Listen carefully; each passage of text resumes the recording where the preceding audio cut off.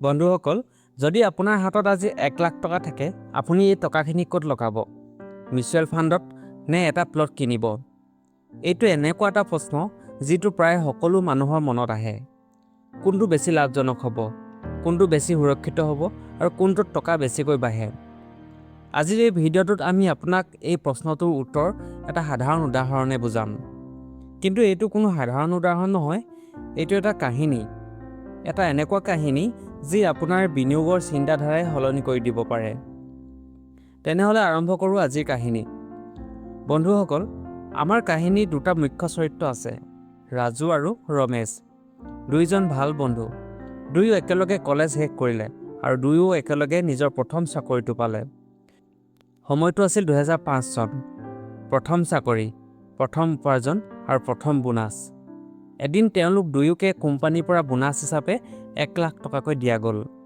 এইখিনিৰ পৰাই আৰম্ভ হ'ল তেওঁলোকৰ জীৱনৰ এটা গুৰুত্বপূৰ্ণ সিদ্ধান্ত। ৰাজুৱে ক'লে, মই এই টকাৰে এটা প্লট কিনিম। তেওঁ ভাবিলে, প্লট কেতিয়াও সস্তা নহয়, সময়ৰ লগে লগে ইয়াৰ দাম কেৱল বাঢ়িয়েই যায়। আৰু সৰ্বাধিক গুৰুত্বপূৰ্ণ কথা, এইটো এটা ফিজিকেল সম্পত্তি। মই ইয়াক দেখাও পাওঁ, চুবও পাৰোঁ। এইটো মোৰ আৰু মোৰ পৰিয়ালৰ বাবে সুৰক্ষিত হ'ব। আনহাতে ৰমেশে ক'লে, মই এই টকাখিনি মিউচুৱেল ফাণ্ডত লগাম। তেওঁ আগতে অলপ ৰিচাৰ্চ কৰিছিল। তেওঁ জানিছিল ইকুইটি মাৰ্কেটত দীৰ্ঘম্যাদী ইনভেষ্টমেণ্ট কৰিলে কম্পাউণ্ডিং এফেক্টৰ বাবে টকা বহুত বেছি বাঢ়ে। এতিয়া দুয়োজনে নিজৰ নিজৰ সিদ্ধান্ত ল'লে। এতিয়া চাওঁ তেওঁলোকৰ জাৰ্ণি কেনেকুৱা হ'ল। প্ৰথমে কওঁ ৰাজুৰ ইনভেষ্টমেণ্টৰ বিষয়ে। ৰাজুৱে নিজৰ চহৰৰ বাহিৰত এটা হাইৱেৰ কাষত 1000 স্কোৱাৰ ফিট এটা প্লট কিনিলে। দাম আছিল 1 লাখ টকা। কিন্তু কেৱল প্লট কিনিলেই নহয়, ৰেজিষ্ট্ৰি, ষ্টাম্প ডিউটি আৰু বাউণ্ডেৰী ৱাল বনাবলৈ প্ৰায় 1 লাখ টকা খৰচ হ'ল। মানে আৰম্ভণিতে ৰাজুৰ টোটেল ইনভেষ্টমেণ্ট হ'ল 2 লাখ টকা। প্ৰথম 5 বছৰ মাটিৰ দাম অলপকৈ বাঢ়িল, কিন্তু কোনো বায়াৰ নাছিল। কোনেও কিনিবলৈ আগ্ৰহ দেখুৱাই নাছিল। ৰাজুৱে অপেক্ষা কৰিলে। তাৰপিছত আহিল 2012 চন। হাইৱেটো ডাঙৰ কৰা হ'ল, ইয়াত ডেভেলপমেণ্ট আৰম্ভ হ'ল আৰু মাটিৰ দাম তীব্ৰভাৱে বাঢ়িবলৈ ধৰিলে। এতিয়া মানুহে ৰাজুক ক'বলৈ ধৰিলে, বা তই বেয়া ইনভেষ্ট কৰা নাছিলি? ৰাজুৱে এই শুনি বহুত আনন্দ হৈছিল। কিন্তু তেওঁ প্লেটটো নেবেচি তেওঁ ভাবিলে, আৰু অলপ ৰৈ থাকোঁ, দাম আৰু বাঢ়িব। এতিয়া আহোঁ ৰমেশৰ কাহিনীলৈ। ৰমেশে 1 লাখ টকা একেলগে ইকুইটি মিউচুৱেল ফাণ্ডত লগালে। সেই সময়ত ষ্টক মাৰ্কেট স্থিৰ নাছিল। প্ৰথম বছৰতে মাৰ্কেট নামি আহিল।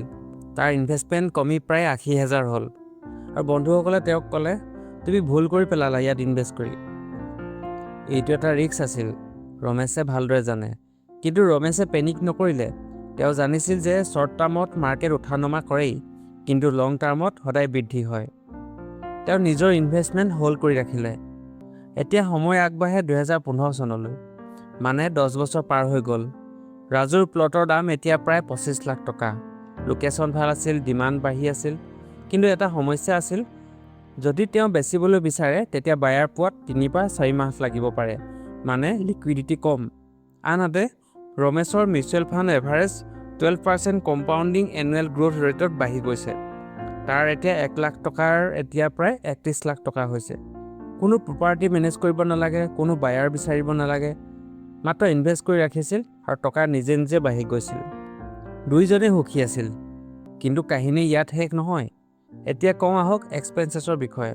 ৰাজুৰ ক্ষেত্ৰত প্ৰতি বছৰে প্ৰপাৰ্টি টেক্স দিব লাগিছিল, বাউণ্ডেৰী ৱাল ৰিপেয়াৰ কৰিব লাগিছিল, কেতিয়াবা মাটি চাবলৈ যাব লাগিছিল, কোনোবাই দখল কৰিছে নেকি, দেৱাল ভাঙি পেলালে নেকি, এইবোৰ চাবলৈ যাব লাগিছিল। এই সকলো মিলাই 10 বছৰত প্ৰায় 1 লাখ টকা খৰচ হ'ল। আনহাতে ৰমেশৰ ক্ষেত্ৰত তেওঁ মিউচুৱেল ফাণ্ডত এক্সপেন্স ৰেচিঅ' কাট হৈছিল, কিন্তু সেইটো অট'মেটিকেলি এডজাষ্ট হৈছিল। তেওঁ বেলেগকৈ কিবা কৰিব নালাগিছিল। এতিয়া আহোঁ সৰ্বাধিক গুৰুত্বপূৰ্ণ অংশটোলৈ। 20 বছৰৰ পাছত কি হ'ল? এতিয়া আহিলে 2025 চন। ৰাজুৰ প্লটৰ 9% কম্পাউণ্ডিং এনুৱেল গ্ৰ'থ ৰেট ধৰি ল'লে 2 লাখৰ ইনভেষ্টমেণ্ট এতিয়া প্ৰায় 56 লাখ হৈছে। ভাল লাভ হৈছে। কিন্তু এতিয়া যদি তেওঁ বেচে, তেওঁক long term capital gain tax দিব লাগিব। আনহাতে ৰমেশৰ মিউচুৱেল ফাণ্ডত 12% কম্পাউণ্ডিং এনুৱেল গ্ৰ'থ ৰেট বাঢ়ি গৈছে। 1 লাখ টকাৰ এতিয়া প্ৰায় 96 লাখ টকা হ'লগৈ। মানে প্ৰায় 1 কোটিৰ ওচৰত। টেক্সো কম, 1 লাখৰ ওপৰত গেইনত মাত্ৰ 10%। এতিয়া প্ৰশ্ন আহে, কোনটো বেছি ভাল ইনভেষ্টমেণ্ট? এতিয়া চাওঁ দুয়োটাৰ মাজত পাৰ্থক্য কি। প্ৰথমে লিকুইডিটিৰ ক্ষেত্ৰত ৰমেশে যেতিয়া বিচাৰে তেওঁ নিজৰ টকা উলিয়াব পাৰে। ৰাজুৱে বায়াৰ বিচাৰিব লাগিব। ৰিটাৰ্ণৰ ক্ষেত্ৰত মিউচুৱেল ফাণ্ডত কম্পাউণ্ডিং এফেক্ট থাকে, সেইকাৰণে লং টাৰ্মত বেছি ৰিটাৰ্ণ দিয়ে। 3 নম্বৰতে ৰিস্কৰ ক্ষেত্ৰত মিউচুৱেল ফাণ্ডত মাৰ্কেট ৰিস্ক থাকে, কিন্তু মাটিতো ৰিস্ক আছে, লিগেল ইছ্যু, ফ্ৰড, ইলিগেল পছেশ্যন এইবোৰ। 4 নম্বৰতে মেইনটেনেন্সৰ ক্ষেত্ৰত মাটি মেনেজ কৰিব লাগে, সময় দিব লাগে, কিন্তু মিউচুৱেল ফাণ্ডত এইবোৰ নাই। শেষত এইটো সম্পূৰ্ণভাৱে পাৰ্চনেল প্ৰিফাৰেন্সৰ ওপৰত নিৰ্ভৰ কৰে। ৰাজুৱে কয় মই মোৰ সম্পত্তি দেখা পাওঁ, আৰু ৰমেশে কয় মোৰ টকা বাঢ়ি গৈ আছে।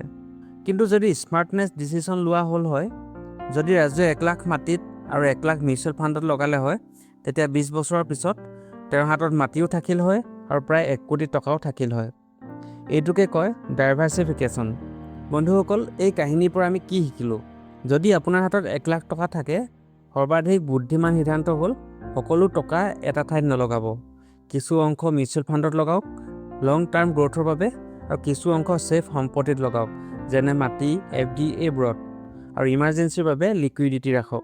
শেষত এটা কথা মনত ৰাখিব, হাই ৰিটাৰ্ণৰ লগত ৰিস্ক থাকে, ল' ৰিস্কত ৰিটাৰ্ণ কম থাকে। বন্ধুসকল, এই ভিডিঅ'টোত কোনো ফাইনেন্সিয়েল এডভাইচ নহয়। ইনভেষ্টমেণ্ট কৰাৰ আগতে নিজৰ এডভাইচৰৰ লগত কথা পাতিব।